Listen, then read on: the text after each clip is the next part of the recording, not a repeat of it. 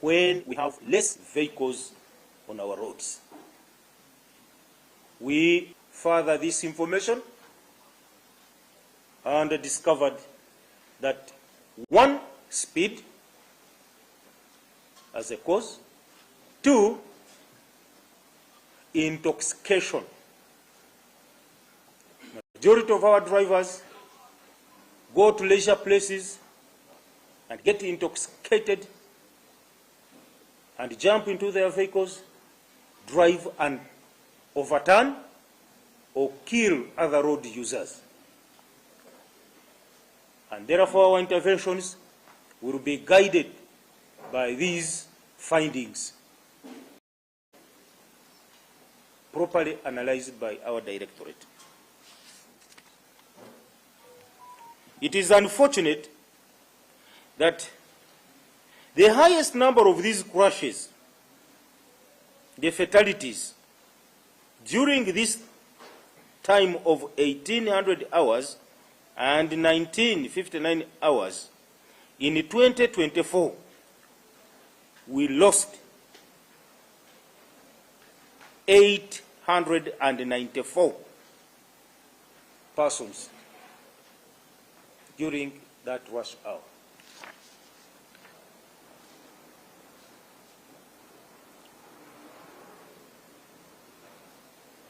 Tuesdays,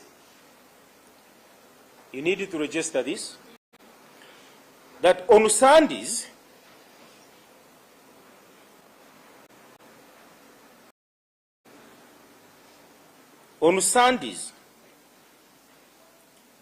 that's the day of the week, we registered 3,790 crashes. And on Saturdays, we registered 3,765 crashes. And on Friday, we registered 3,689 crashes.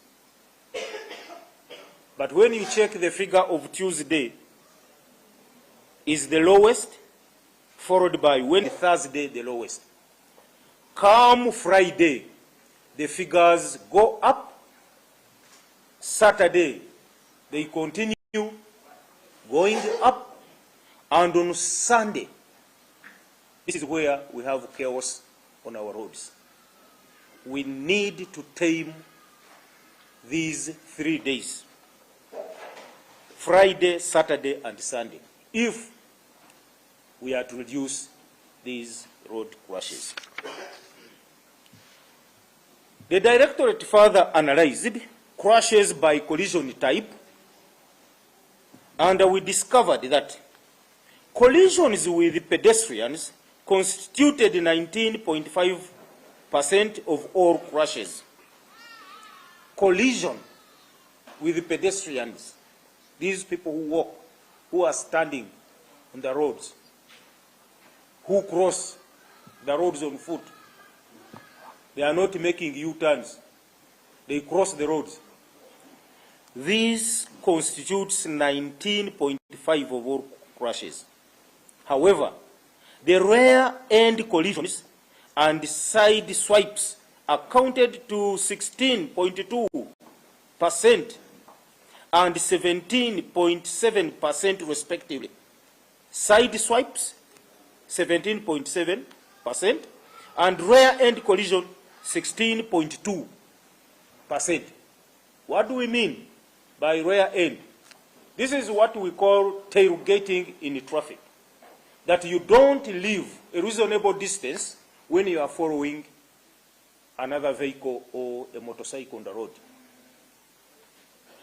You should leave a reasonable distance, and it is an offense not to leave that distance. That braking distance in case of any hazard, if you don't leave enough space, then you will hit that vehicle which is in front of you. And that's what we call rear end collisions. But the side swipes are these where on the sides vehicle collide with each other. the collisions on the sides. And these can be caused by a number of factors, as we realized, that someone may be dodging a pothole and gets a side swipe. Someone may be overtaking, improper overtaking, and you end up with that side swipe. Or even to dodge head-on collision, you can also have that, side swipe. And these are becoming many, in spite of our roads, which may also be narrow. So they are becoming many, and last year they contributed to 17.7%. They are head-on collisions, the head-to-head. The head-on collisions accounted for 13%, and the angle collisions for 10.5% of all crashes. However, there were 9% of all crashes registered as single vehicle crashes, where you are alone, you hit an obstacle, or you overturn.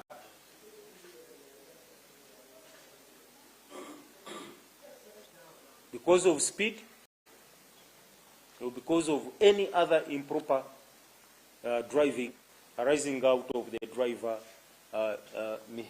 behavior. We also have that our animals still cross the roads, and we also register those crashes, and they amount to 1.6%. The causes of these crashes were also analyzed, and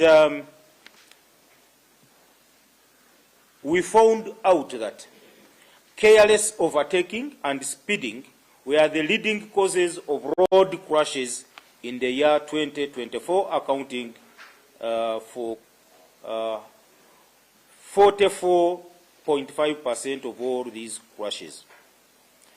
Speeding alone registered 5,505 crashes, and careless overtaking, we registered 5,657, and these are the leading causes of the crashes in 2024. There are several, ranging from using a mobile phone, the dazzling lights on vehicles, and these are mainly trucks, and some station wagons. And then we have obstacles on the carriageways, violating traffic signals, neglecting right of way, neglecting the right of way. 335 crashes were registered because of that. Violating traffic regulation, direction, careless pedestrian. We also have pedestrians that do cross carelessly. We have analyzed we have analyzed all these crashes one by one. And there is no crash that is similar to the other. Each is unique of the other. And that's why we are coming up with such a figure of careless pedestrian. Those who were involved in crashes because of their carelessness, when they are walking along or crossing the road carelessly, were 946 persons.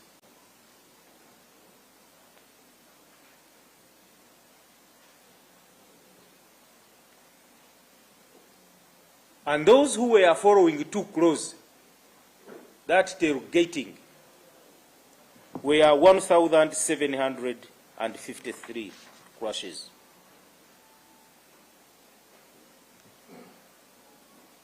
we analyzed the trend of death on our roads, and we found out that in 2023, the drivers who died were 232, and in 2024, the drivers who died were 228.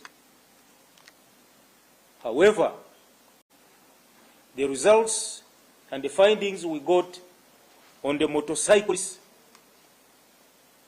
were very, very absurd and high. In 2023, 1,520 motorcyclists were killed on our roads. And in 2024, the number increased by 13.2%, amounting to 1,720 motorcyclists' deaths. And this number continues to go up. However, we also registered an increase in the death of passengers on motorcycles. Whereas in 2023, there were 614 passengers on motorcycles dying, in 2024, they were 676. Therefore, if you look at the motorcyclists' death and the passengers on motorcycles and add these two figures, they will amount to 43.3%. 43.3% as death arising out of motorcycle-related accidents. And therefore, we appeal to all stakeholders to increase vigilance on handling the motorcycle problem on our roads. We also registered passengers in light omnibus, registered death of many passengers in light omnibus. These that we call Toyota Hiace, where the drones fall, the so-called drones. Ugandans, you like baptizing vehicles. One is called Chibina, one is called Chigege, one is called drone, one is called Kamunye. You like baptizing. But those are local names, but all these vehicles are Toyota Hiace. And these are 14-seater passenger vehicles. These are private owned. And they do business of transporting you people, and they have now become a menace. The highest number is arising out of the fact that it is very difficult to trace the drivers that are fatigued because of the several journeys they make. A good example,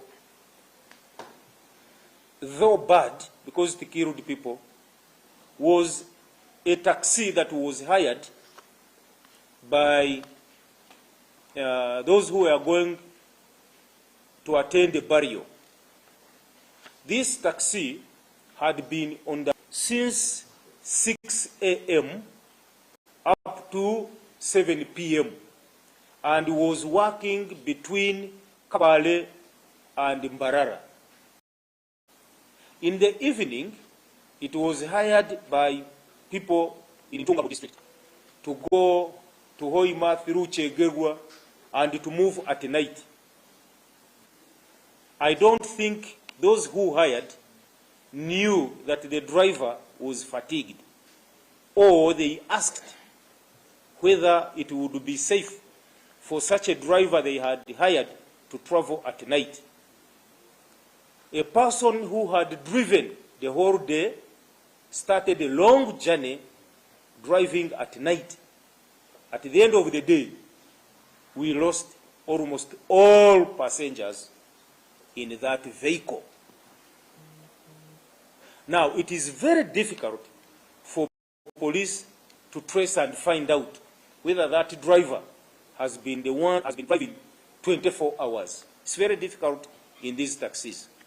And this issue is becoming common when we look, when we analyze our footages in the CCTV rooms.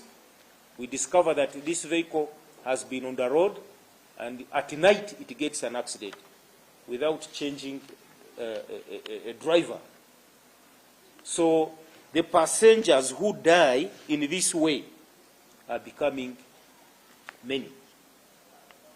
I also appeal to local governments to identify those markets, the open markets, such that we, together with them, educate that our people should not travel with the luggage on lorries. The lorries are goods vehicle. They should carry the bales of clothes and the other items on the truck, but the traders should move in buses and taxis. They should use other means other than being carried as a mixed baggage on the truck. When the truck gets a problem, we lose many people. And these markets are out of the reach in rural areas where traffic is not deployed. We appeal to local authorities to liaise with traffic officers wherever these trucks and markets operate to reduce the possibility of death for these market vendors.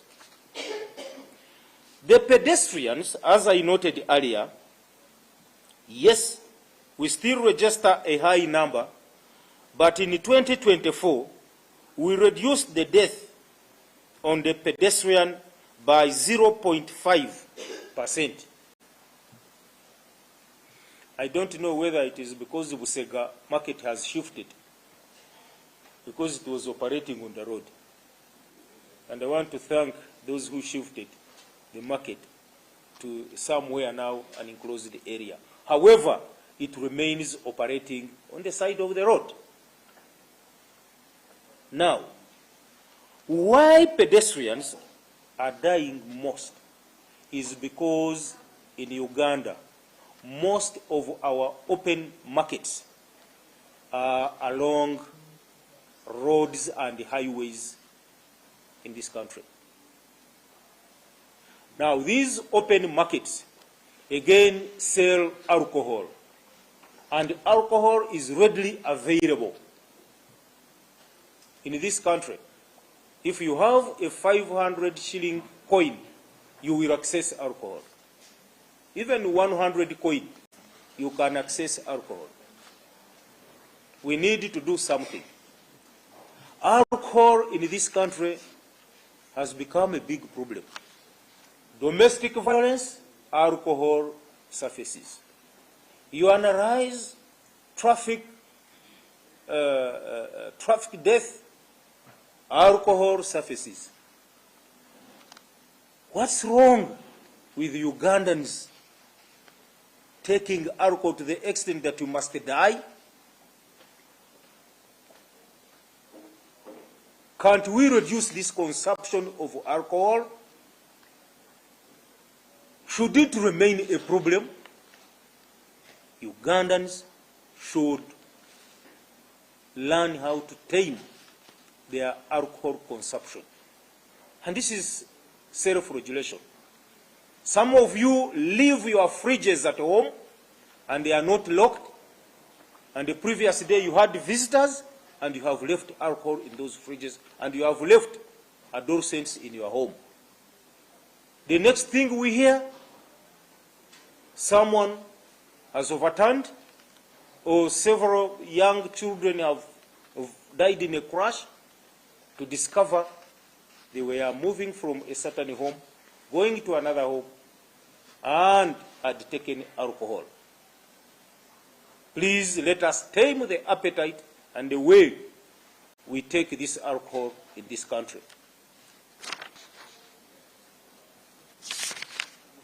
Lastly, I want to echo on crash fatalities by police regions.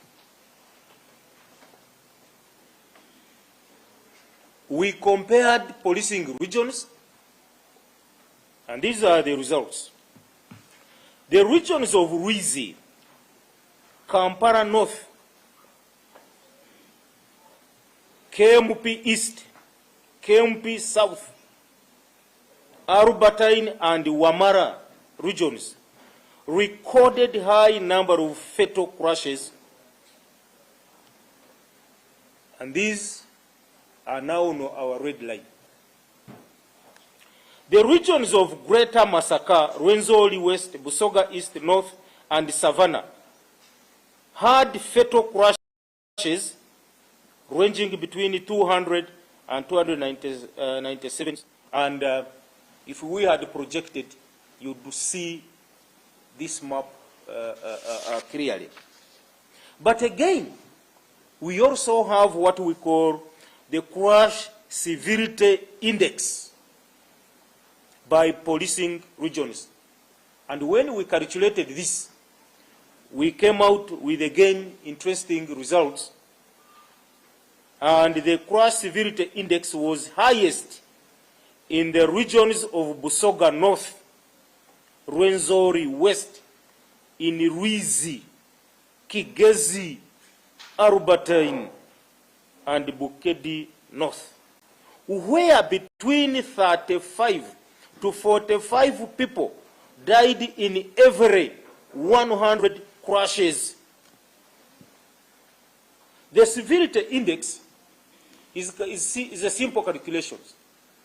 Simple calculation that out of every 100 crashes, how many people die?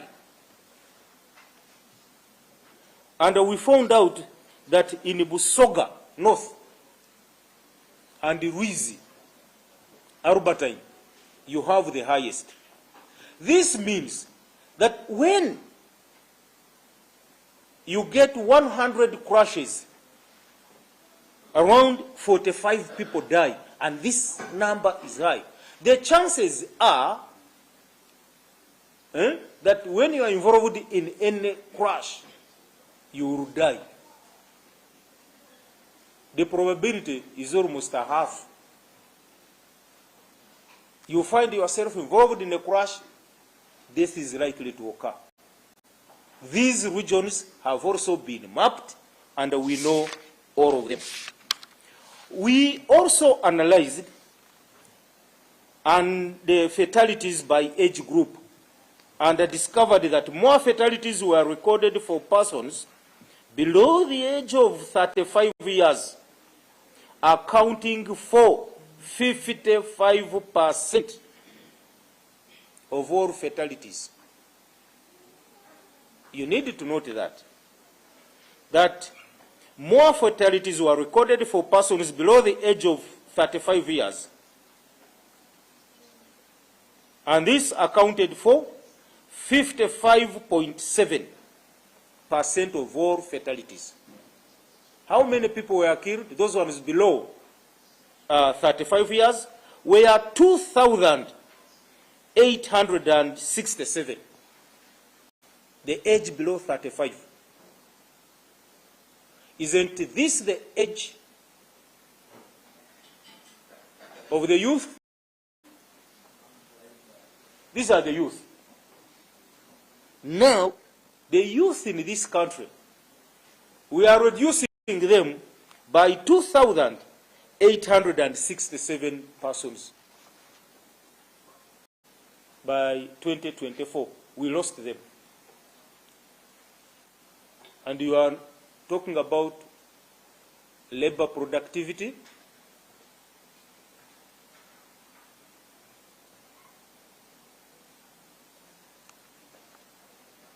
However, the old people above 65 to 74, they are not dying as this group. But again, around 80% of these who die are male and 20% female. Is it because female do not drive vehicles? Or they don't drive on Sunday, Saturday and Friday evening? Is it because this funny behavior on our road use is risky among the males more than women? These are the questions we need to pose and design proper intervention. But I want to appeal to you young boys. The roads are going to kill you unless you change your behavior, especially on Friday evening, Saturday evening, and Sunday evening. You are dying. What's wrong with those days at night? Should we say females are at home and you people, you are roaming around the city, in towns? These are questions we need to ask ourselves. It is not that ladies don't drive, they do drive. But it is 20% that perish in this. And yet 80 are males.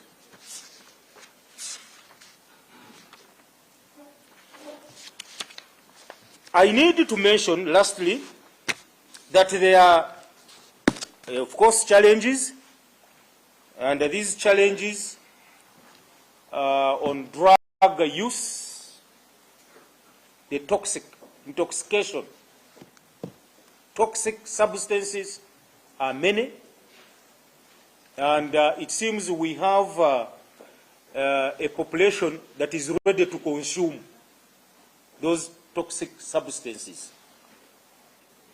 And the more we consume them and enjoy them, the more death and serious injuries we register on our roads.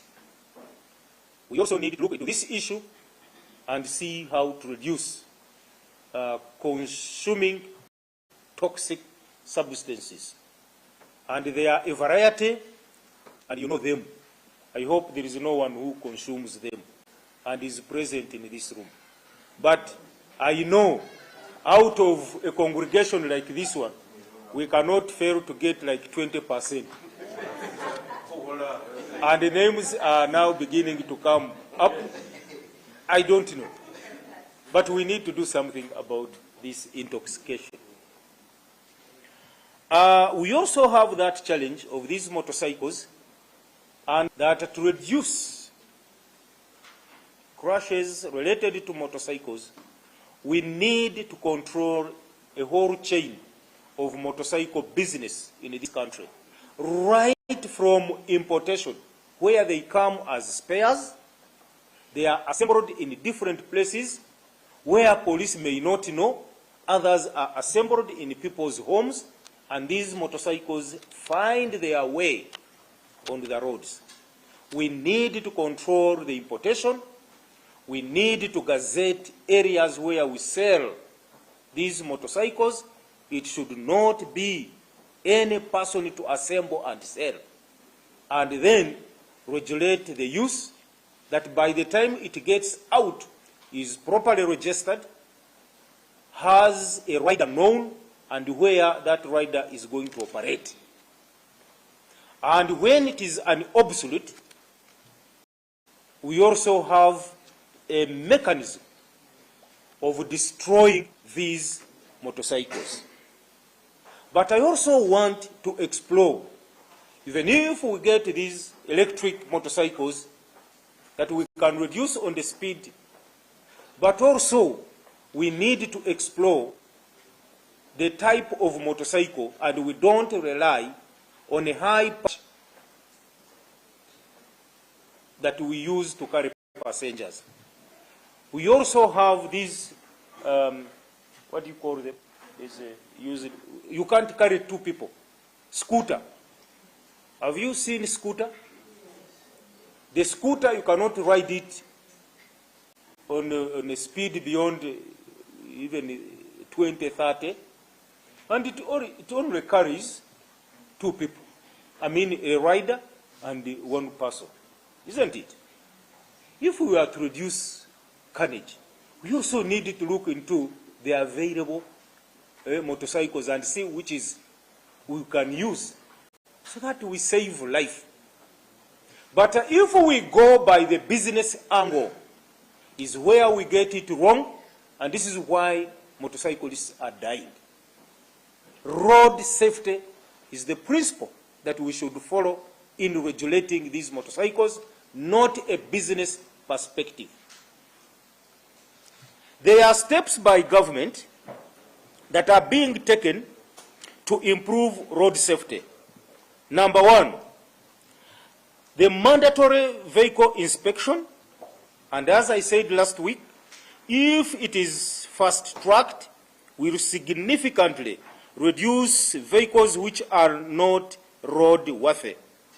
But again, they will reduce the vehicle adjustments which are done by private people, owners. And this will help us to contain the load on these motor vehicles and ensure that they carry the load according to the license they have or according to the manufacturer's specifications. When you get a license of your vehicle, please do not go and have adjustments on those vehicles because you want to carry a double load. That may cause malfunction of some parts of this vehicle and can cause accidents. Two, the government is considering automating driver testing systems in order to control driver competence and standards. We are already in partnership with the Ministry of Works and Transport, and so soon these facilities will be in place and all driver testing systems will be automated, and we shall achieve that competency and standards in driving. We are also fast-tracking the intelligent transport monitoring system with a view of disciplining drivers and riders and reducing speed on our roads. Once this project of intelligent transport monitoring system is in place, we shall reduce speed and we shall reduce on this indiscipline on our riders.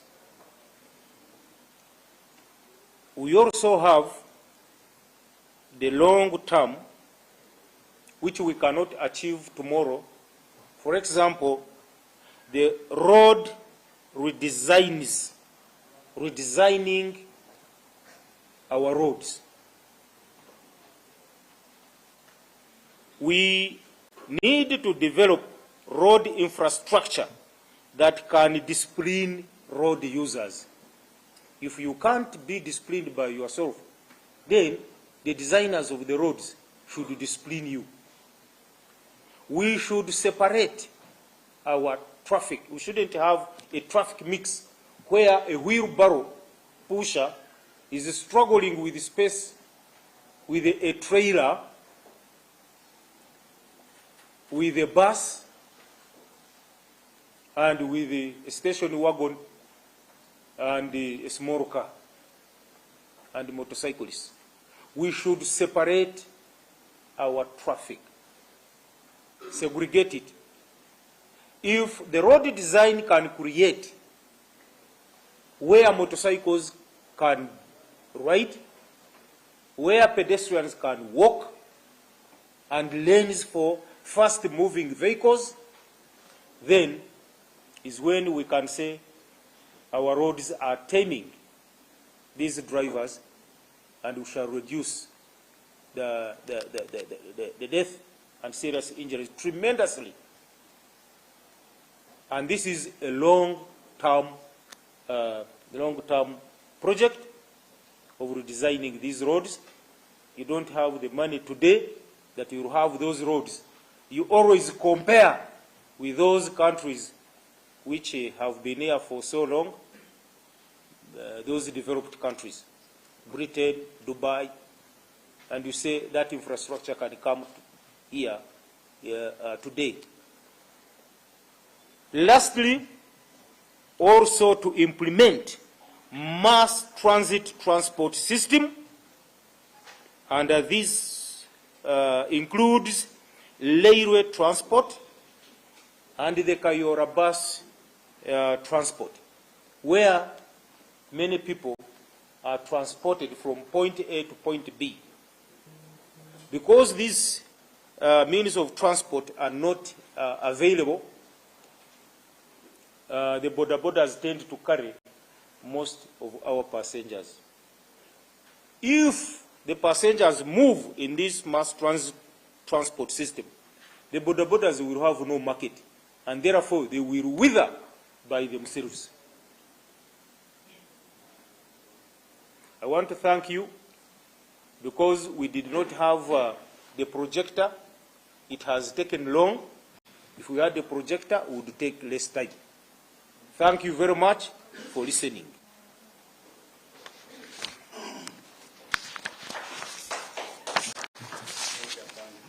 We shall entertain questions later. Let me invite the Director of Fire. Remain a few minutes to give a few remarks on the report that was launched last week. Thank you.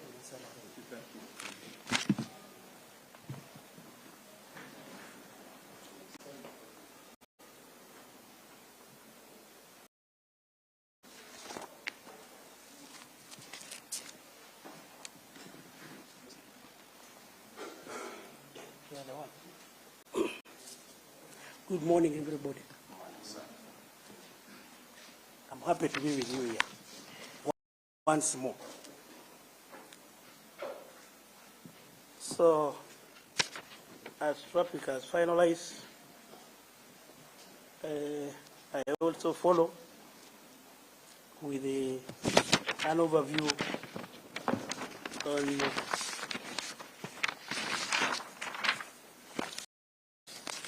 the annual crime report on fires in this country, fire prevention and rescue services. I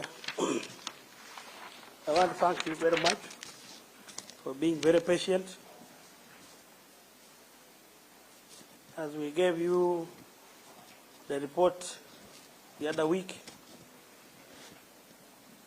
We have also to give you in details. And I start by saying there was an increase of 13. Somebody will say, I'm not introducing myself. I am AIGP Stephen Tanui, the Director of Fire Prevention and Rescue Services, Uganda Police. So there was an increase of 13.8 in a number of fires reported from 1,104 in 2023 compared to 1,280 in 2024. Out of the cases reported, 1,150 were successfully handled. 120 were handled before arrival. And 10 were fixtures fires. 67% of the fires were reported between 0600 hours to 1200 hours. 67% of the fires were reported between 0600 hours to 12, then 33% were reported between 100 hours to 6 in the morning. And that one, as you analyze, it was a 13.8% increase. In 2023, there were 1,104, and an increase of 76 cases in 2024, totaling to 1,280. In 2022, there was also an increase in 2022 compared to 2023, which was a decrease.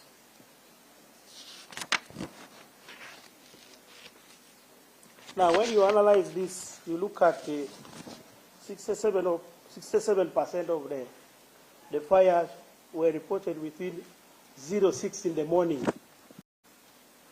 to midday. That is 1200 hours. That is the time when everybody is active in this country here.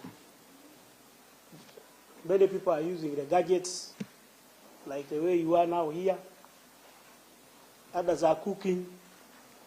If you went to Kampala now, it's a very busy area, including our villages. So that is the time when we register many fires in this country.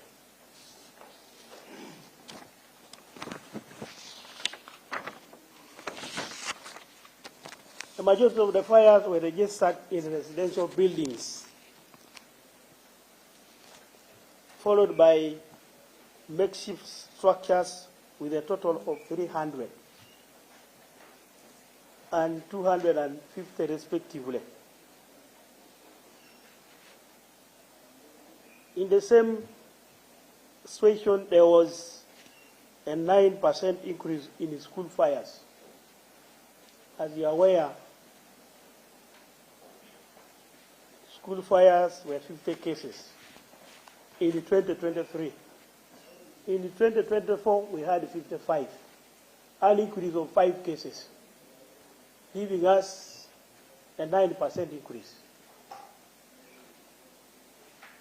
Ladies and gentlemen, you are aware that there was a time where the fires had become a problem in schools. And because of various reasons. But in 2024, there was only an increase of 5 cases. That is a sign that there is some good work which was done by all stakeholders. This cannot be done by Uganda Police only. It covers the heads of schools, the government officials, the Uganda Police. And we have done a lot of sensitization here, even it is ongoing.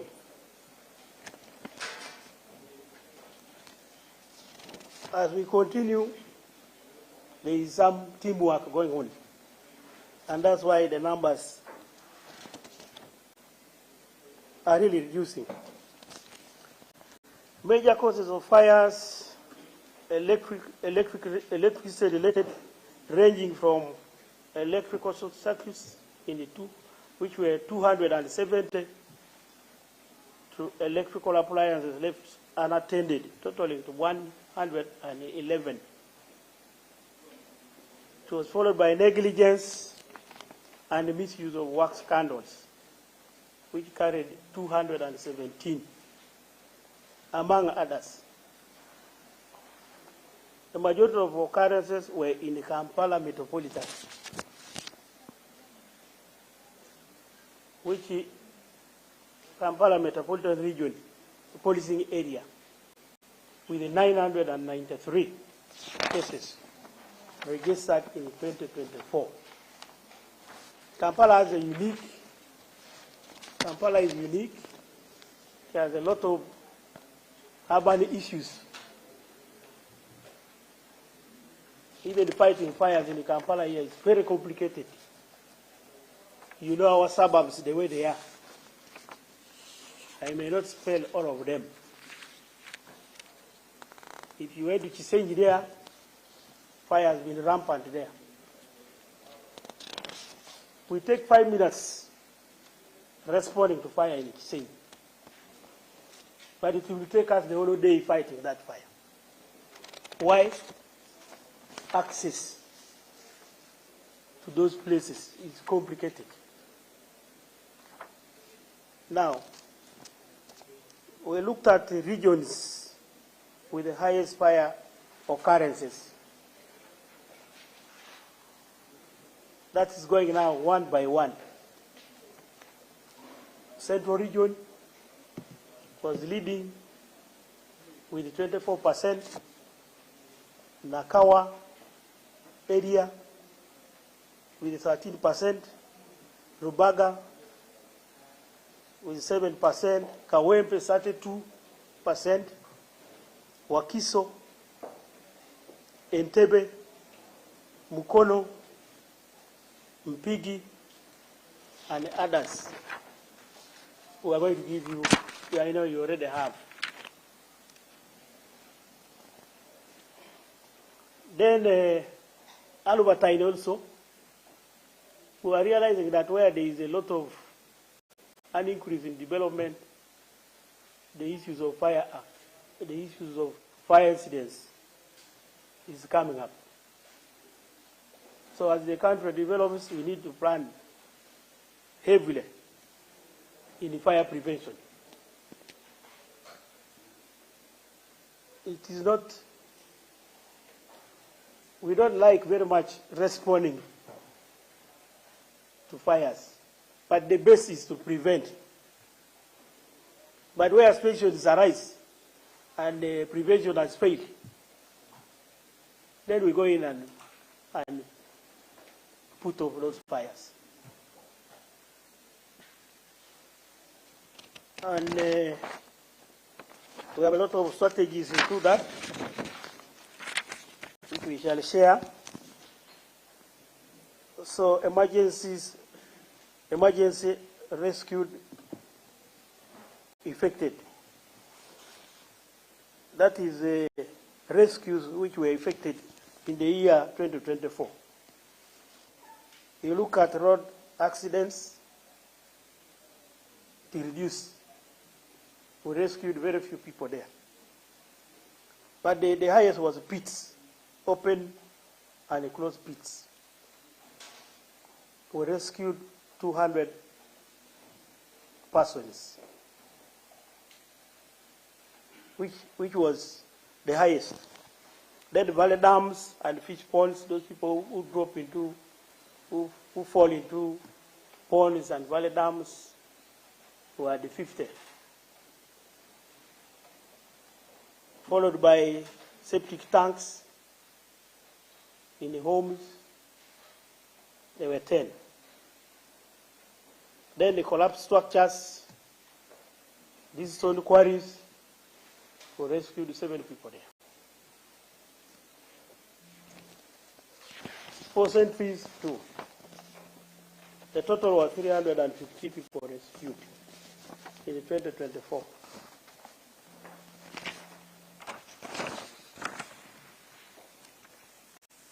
Let's look at major causes of fires. Number 1 was negligence. candle wax. It is true we noted a highest number here. People tend to neglect most of their appliances, candle wax in homes. We even registered a case where a lady decided to put a candle wax, locked the house with the children inside, and went for a club in the night. Coming back in the morning, there is no house. Children tried to fight at the doorway. The door was locked from outside. And we lost those human beings. Originating from candle wax. The mattress was there and a net.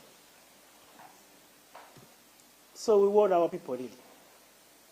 Let's style up. I wish she had even left the door open. Could be these children would have survived. Those are some of the negligences. So it was the highest, and then poor cooking habits, charcoal stoves, cookers. You know how people tend to cook in the night, especially boiling those foods, ready to serve in the morning. And they go and rest and forget them. Leave those charcoal stoves unattended, cookers, and that is how we get these fires. There were 100. Electrical circuits were 270. Electrical appliances left unattended 111. Uncontrolled burning. We also have cases which are under investigation, 200. Not readily established, under investigation, 200. And we shall give you the results after. Sparks, 150. Gas cylinders. You remember the case of Nansana, the case of Natete. Gas cylinders are becoming a danger also. We want people, when you want really to service some of these cylinders, get experts. Not just rush because you have seen it. The total was 1,208. Number of cases reported. Now, I also want to touch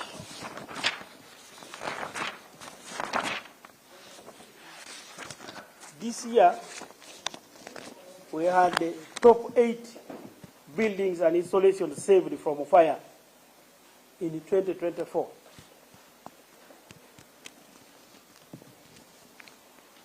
We saved the house, Kawa Communication Building, Namamve. It took our team about between 1 to 10 minutes, and we were there. And we managed to save that building. American Embassy, Makindye Division, Kampala. We also saved that building. NSF building, Kampala Central Division. The team from fire and rescue services saved that building. A Nigerian embassy. Imagine a flat, and all those people were up in the flat, and fires had covered all this, the down floor. Those people were waiting for nothing but death only. But within 5 minutes, the teams were able to save them, and they were very appreciative. And it was our pride also, saving lives. There is a nyumba kubwa here in Arua Park. It took the team 5 minutes. All the fire had covered down, and people were up on the building. but our teams were able to rescue them. Even Cooper Complex, we had also devastating fires responded to in 2024. Kalerwe Market was on fire.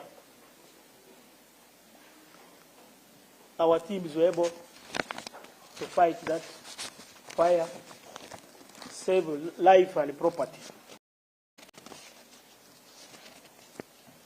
Chikogwa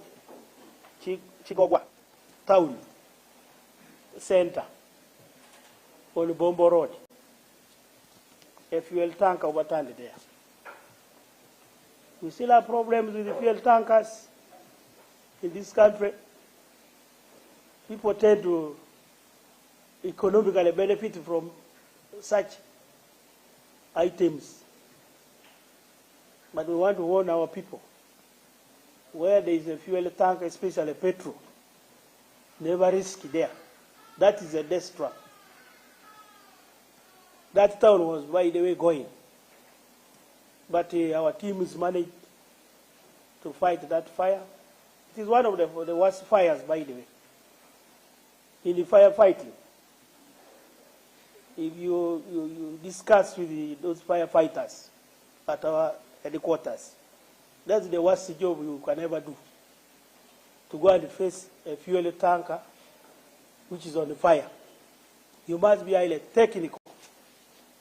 And the approach is not just rushing to fight fire. They managed to save that town. There was even another petrol station which was near that. It was bad news. The whole town was going. Though we lost those persons who are going to fetch that petrol. And the driver warned them, they don't risk. They think it's dangerous, and he took off. But they insisted that they wanted to make money. And it was very, very devastating. But we appeal to our people, don't risk. There was another one here in Mabira. They had rushed again, but police was very fast. And he saved them again.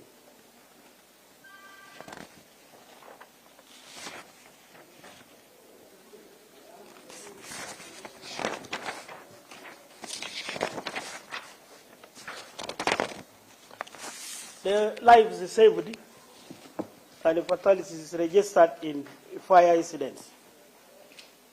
2024, we managed to save 201 males and 195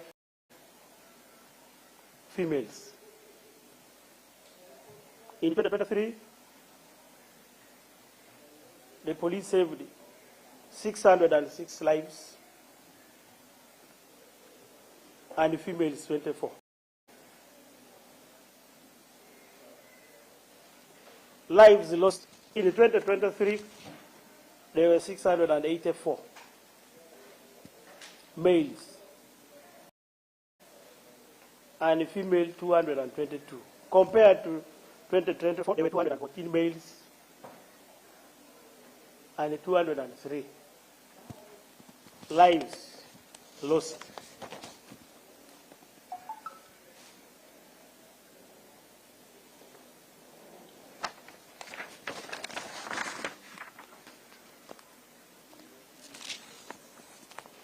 So, ladies and gentlemen, I want to thank you for listening to me.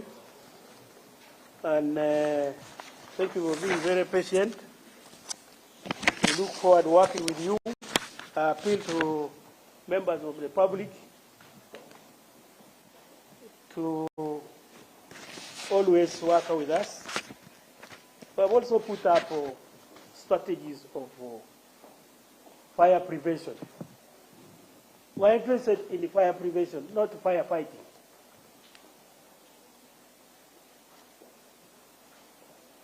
You will never know that fire is dangerous until it occurs in your neighbor, your relative, or in your compound.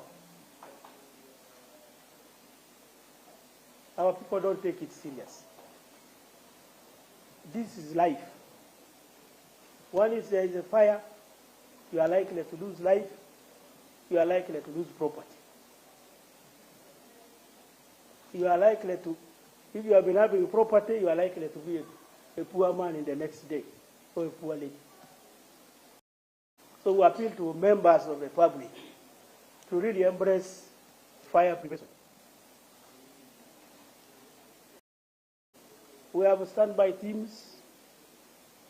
You can imagine where you are on standby, not knowing where you are going to respond when there is a fire incident. But we are concentrating on fire prevention.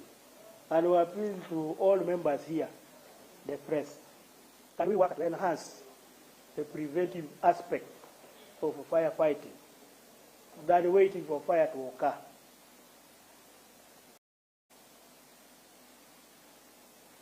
Then my appeal again is right of way.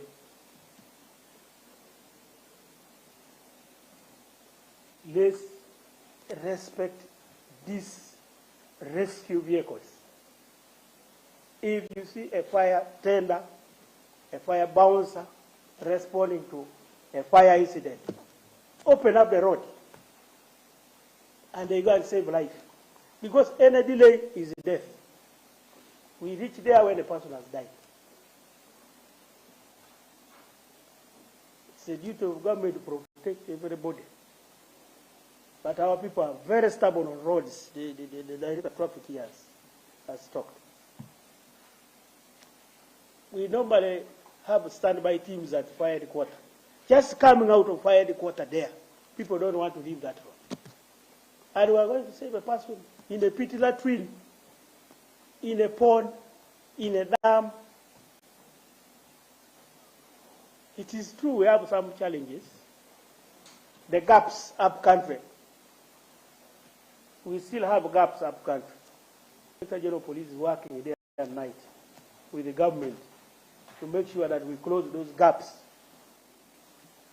as we enter the next financial year. Otherwise, I appeal to all see a fire tender, please leave us pass and save a person, and you save life. Thank you very much for listening. God bless you. I'm still with you here. Thank you very much, sir. Thank you. Let's allow the Deputy Director.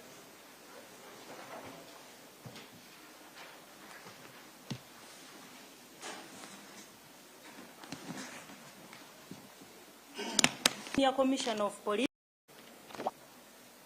of the Crime Report 2024 by 1.1% in the number of cases reported to police.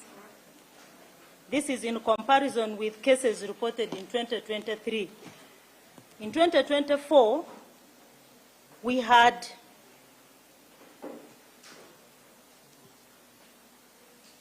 218,715 cases as compared to 228,074 in 2023. Now, out of those 750 cases were taken to court, and 28 convictions were attained. That makes about 54% conviction rate. The conviction rate is driven from the number of cases taken to court, not the overall number of cases reported. The number of cases pending in court are 43,579. Cases indicated not proceeded with are 46,302. Cases that are not proceeded are cases that are reported, but you find that either they are civil or the complainants lose interest. So it means you did not continue to investigate them. Cases acquitted, acquittals in court are 1,119. This is what 1,119, 939 cases. You know that our work is to inquire into a matter, submit to the Director of Public Prosecutions, who determines whether the evidence collected. Cases under inquiry, which now become backlog for this year, are 90,600 courts, were 10,333, and the detective backlog, the number of cases a police officer investigated, 529 cases registered, representing about 28% of the total number, compared to cases 65,901 cases reported in 2023, thus giving a decrease of 6.6%. Assaults, by the end of 2024, 29,580 cases, representing about 13.5% of the total cases reported, were assault, and there was a decrease of 1%. Sexual-related offenses. Sexual-related offenses were 14,425 cases, representing about 1.6% overall cases reported in the country, and there was a decrease of 2.8%. Domestic violence. 14,073 cases of domestic violence were reported to police, as compared to 14,681. Thus a decrease of 4%. Breakings.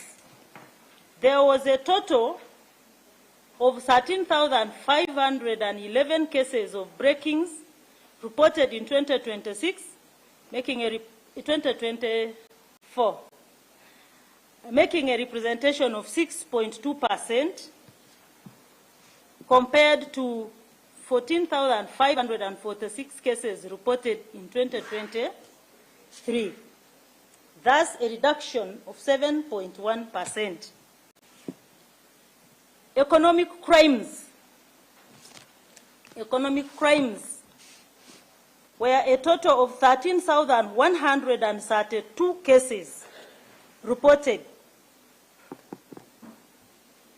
in police, as compared to 12,000. You now note that we had a higher increase of economic crimes in 2024, about 1.6% increase in the crimes.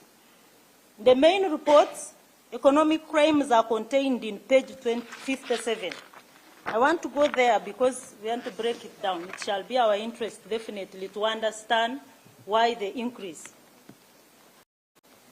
Economic crimes include embezzlement, causing financial loss, abuse of office, counterfeiting, forgeries and uttering false documents, issuing of false checks, bank-related fraud and corporate frauds. These are crimes that are not provided for in our Police Form 1, but are provided for under the law. They include money laundering, obtaining by false pretenses, which is the highest in this category, obtaining money by false pretense, obtaining goods by false pretense, obtaining land titles by false pretense, cyber crimes, among others. So we see there was an increase in that. Threatening violence, closely attributed to land again. By the end of 2024, a total of 10 cases of threatening violence were reported to police countrywide, compared to 10,591 cases.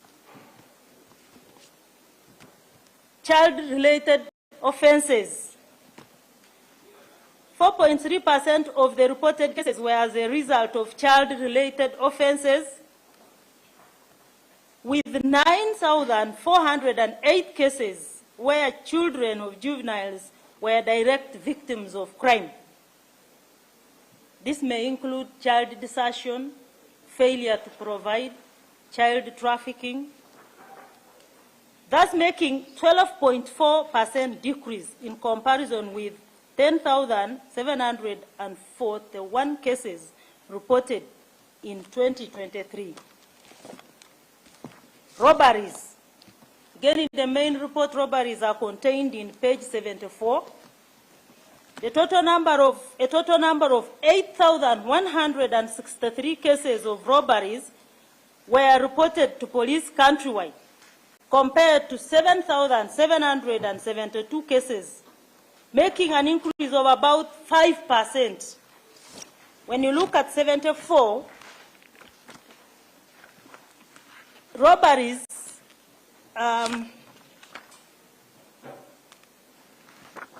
it gives you a breakdown of the kind of robberies reported, and there is a comparison. You see an increase. These robberies are attributed to unemployment. People take the law into their hands to try and find a living. Moral issues or moral decadence, and drug abuse. You will see a number of cases, kickboxing, people robbing with knives, of people robbing during the day with machetes. Those are robberies. Malicious damage to property. A total of 7,992 cases of malicious damage to property were reported to police countrywide, compared to 8,043 cases reported in 2023, thus constituting 6% of the overall crime and 3% decrease. Homicides. Homicides are murders that are believed to have been caused with intent. A total of about 4,329 cases, representing about 1.9 cases of in total reported in the year 2024. This was compared to 4,248 in 2023. That's an increase of about 1.9 cases of homicide reported countrywide. Homicide cases may include, and not limited to, cases of strangulation, strangulation being a kind of method of killing, always associated with domestic violence, cases of land, cases of stress, passion killings, people killing their loved ones. Then we had arson. A total of 1,604 cases of arson were reported to the police countrywide, compared to 1,792 cases reported in 2023, of about 10%. Land-related cases. A total of 397 cases of land-related crimes were reported to police, compared to 271 cases reported in 2023. This makes an increase of 46%. Cases of land fraud related offenses include fraudulent acquisition of land titles, criminal trespass, fraudulent acquisition of obtaining registration by false pretense, forgery, among others. We did not have a big number of political-related offenses. We had a total of 105 cases as compared to 125 cases, giving a decrease of 16%. That is it from the statistics. Now, when you look at some of the specifics that I thought we could share with you are cases of suicide. Whereas the number did not increase, but together we should look into the cases of suicide. Of late, we have seen cases of children committing suicide, and a specific research should be done. What we now know is that some of these suicides are attributed to stress, mental illness, expectations, failure to meet obligations. Some people are in debt, and I think the only solution is suicide. We want to appeal to our people that suicide is not a solution. And I think we should work together with the press and our community to educate and engage our people. People should learn to speak out. I saw the RDC of Mbarara the other day confiscating national IDs from money lenders. Speak out, because the state is there to protect you. Some people are in debt that is fraudulent. Then we have bank frauds and corporate offenses. We have Ponzi schemes, schemes where people are defrauding investors or lying about the existence of specific businesses. There is identity theft. There is insider trading in some banks. There is money laundering. There are forgeries, and I thought to bring that to our attention, because fighting crime is not just a police role. It's our duty, all of us as a people. One of the key challenges that we have in case management is witnesses not willing to cooperate with the police. Someone saw, someone heard, but for some reason, they don't want to support the investigations to the end. Now, that affects completion of inquiries and has a huge implication on the court's decision. We want to appeal to you, our people, that together we can fight crime if we cooperate, and you can give this information in confidence to allow the investigations to find proper leads to the crime. We have issues of managing crimes related to sexual offenses, crimes like defilement, crimes like rape. In some communities, defilement appears to be normal. You find a case has been reported not for purposes of prosecution, but for purposes of engaging the family of the boy to either marry the girl or to get some money. Again, we want to appeal to you, our good people, that once a crime has been committed, a case of defilement has a huge implication on the life of that girl child.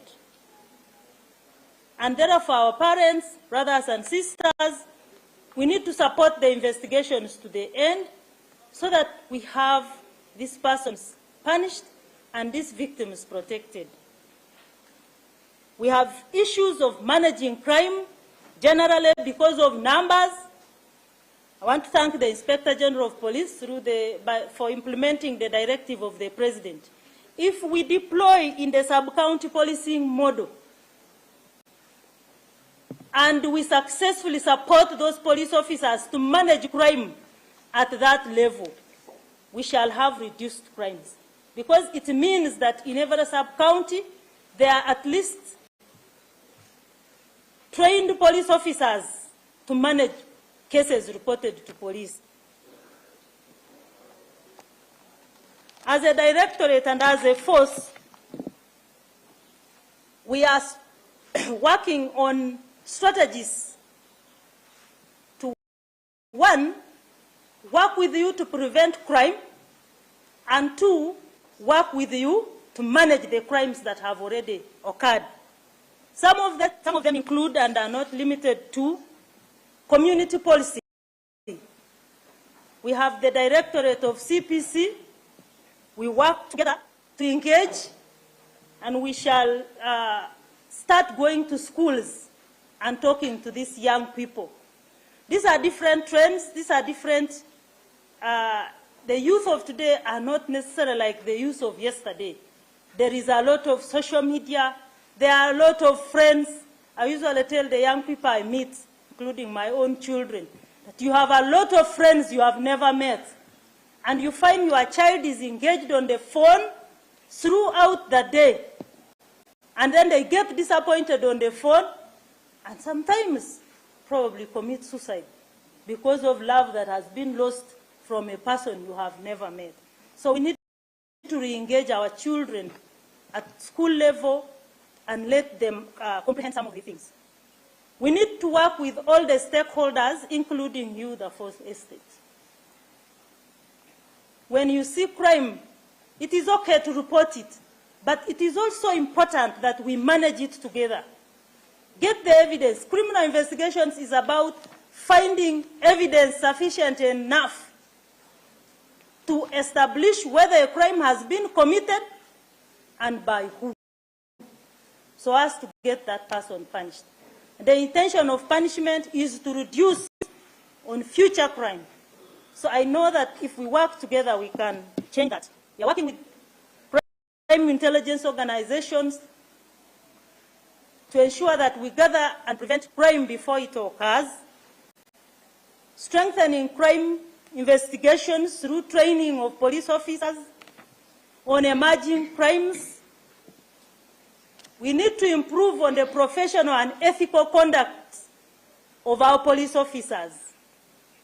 Good people, who pays police officers? It is our prayer that you help us report corrupt police officers. Because if you don't report, it will be in rumors. But if you let us know in time, the Directorate of Criminal Investigations has an inspectorate unit that works together with the Professional Standards Unit to investigate cases of misconduct by police officers. Where you think a policeman has been compromised while managing a case, where you think the police officer is deliberately revealing evidence that you think can support a criminal case, please report. Because together again, we can fight misconduct.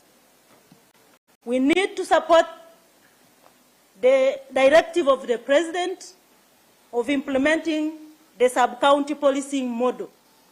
As a directorate, we believe that the Inspector General's deployment of police officers at that level, if properly managed and they get the tools they need in those units, we shall surely see a crime going down. Strengthening forensic science. Some of the cases we deal with come after, more like an afterthought. But again, on cases of rape and defilement, victims are always tormented. Victims fear. They fear to report until they probably talk with someone who advises them to report. Now, for cases of that nature, there is critical evidence that you need to secure to prove the case in court. And so forensic science becomes very instrumental. So we are working together with the Directorate of Forensic Science, Forensic Services, and the Government Analytical Laboratory to see that we strengthen our investigations by also securing forensic evidence. And the unemployment, I think that is for us to see how to engage the youth and government to support the youth to manage, to find a way of living. You know, when we go to school, we all seem to think we shall finish school and this job is waiting for us. Then when you finish school, reality hits. And then you try to find other solutions. We appeal to our youth to find other methods of survival other than trying to steal. We appeal to the members of the public to help us work together. You are the witnesses we are looking for. You are the one who saw. You are the one who heard. Probably the person came and hid at your home. So we are appealing to you, people of Uganda, that together we can actually fight crime. I noticed from our report that we did not segregate for you data to include the age group. And when I'm talking, I keep mentioning the youth. In most of the cases, the youth are the main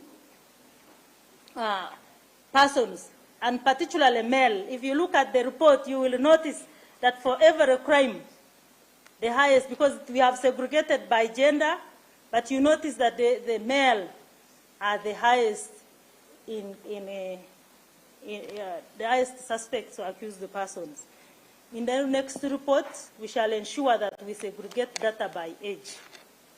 I want to thank the Inspector General of Police for giving us an opportunity to give you this brief. Asante sana.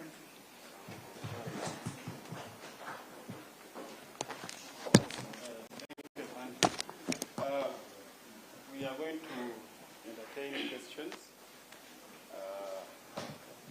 relevant to what has been talked about, and you will mention your name, where you're coming from, and whom you're directing the question to. In the room, we also have Commissioner of Police, Alipoota, representing the Director CPC. So you can direct your question to whoever you want. So we shall, Director, we shall have the questions. Then the question is directed to you, you write it down, and then we answer at once, like in the order we have used while addressing them.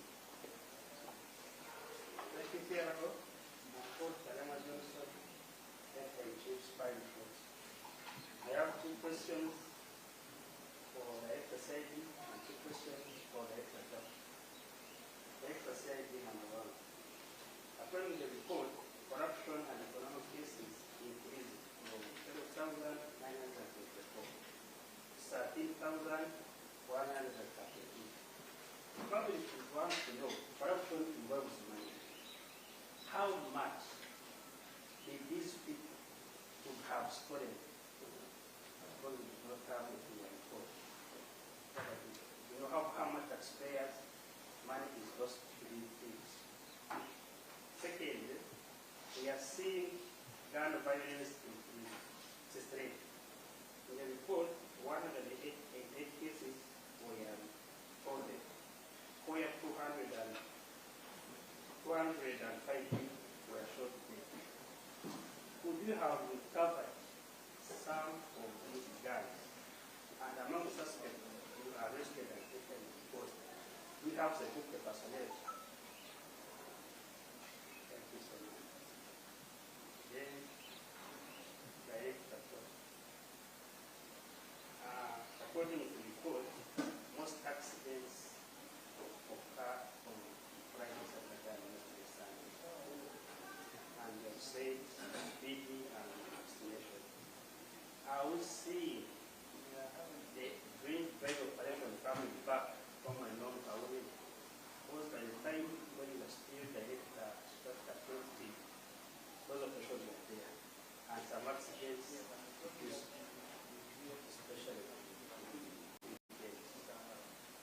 Then, second, we have all received police carry out operations and people are given to 6. How much did their express receive? How many were issued and how much did you collect from the government? Thank you so much. Yes. Thank you so much. So I want to add something on the question. Your name and where? My name is Luwan. I'm still out of UBC. So apparently, we talk about corruption and other economic cases. I would like to know how much did you recover in last year, and then how much did you return to government? That's enough. So if I go to traffic director, most of the causes of road crashes were behavioral, according to your report. I'd like to know some of the infrastructural causes of road crashes, which you identified. Then other ones, which steps you mentioned. I don't know whether they are recommendations or steps or someone's importance.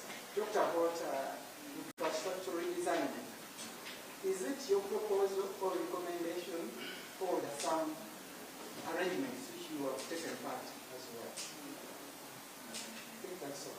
And that last one is about the recently approved organized speed limit regulations. How better are they going to be implemented?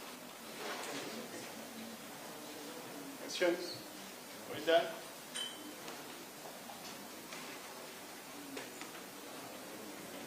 Are we done with questions?